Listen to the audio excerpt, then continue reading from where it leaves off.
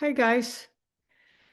After my last video, I had quite a few questions about how psychic detectives actually work in a missing person's case, what they can and what they can't do, and what their role is, and all of those great questions. So I thought I would walk you through the process. Um, it's a lot, so I'm going to break it down probably into a series of videos, really explaining the ins and outs of what my job is and how I work with law enforcement and my role in missing persons work and all of that. If you're not familiar with me, my name is Pam Coronado. I've been featured on many television shows throughout the years. I've been doing this work for 30 years and or more. And so here we go. Um, you can check out my website if you're interested in my work, pamcoronado.com. So when it first start, it's I'm either contacted by law enforcement or a family member who has somebody missing, and they request my assistance. So once I am officially invited into a case, I request a photo of the missing person, and then I'm going to sit down with that photo and I'm going to get my first initial impressions.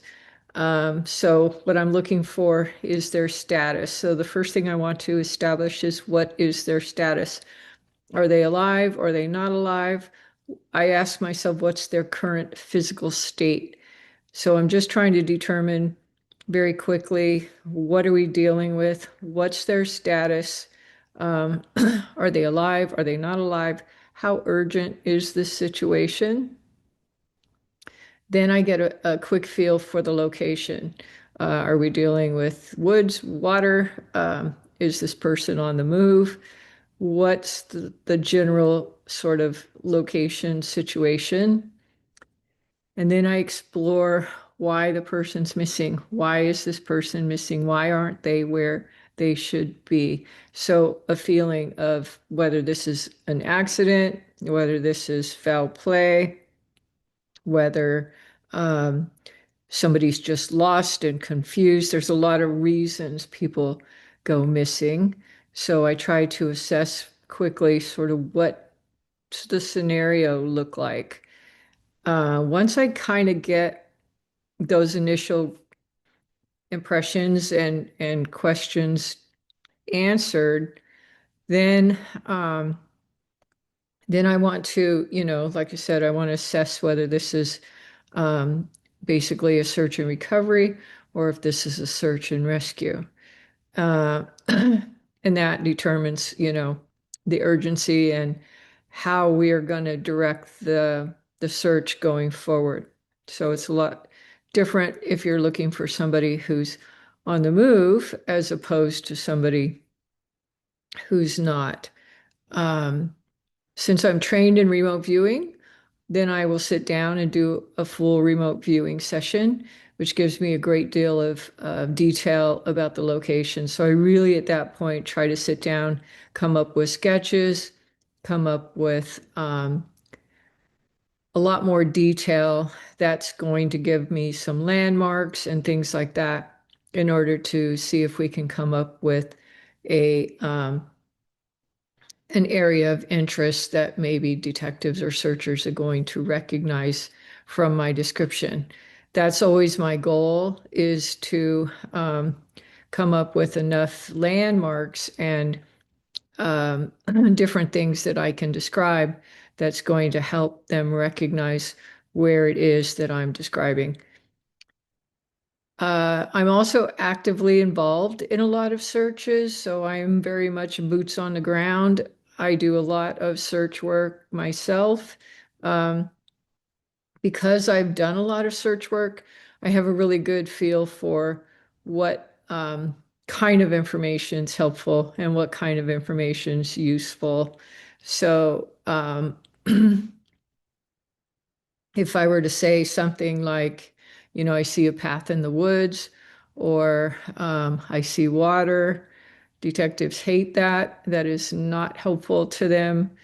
Um, And so I need to be able to describe something well enough that it's actionable, it's searchable.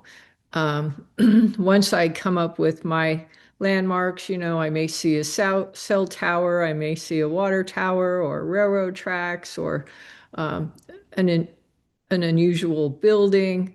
I just worked a case recently where I saw a bridge. Uh, those kinds of landmarks are the things that we look for. And then I have a very super talented analyst who works with the maps and pores over the maps and is able to narrow things down to some areas of interest. Once we have areas of interest, we pass that off to law enforcement or the searchers or even myself if we're going to be involved with the search activities. So that's kind of the very, very quick, basic rundown of how that works. Um, it's really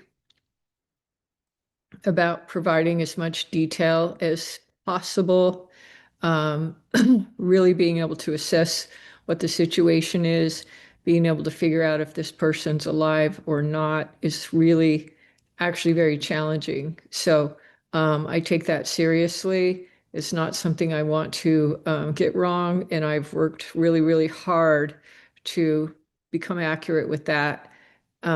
Nobody's perfect. If anybody ever tells you they're 100% accurate, they are not. But I've worked really, really hard to become as accurate as possible um, in answering that question.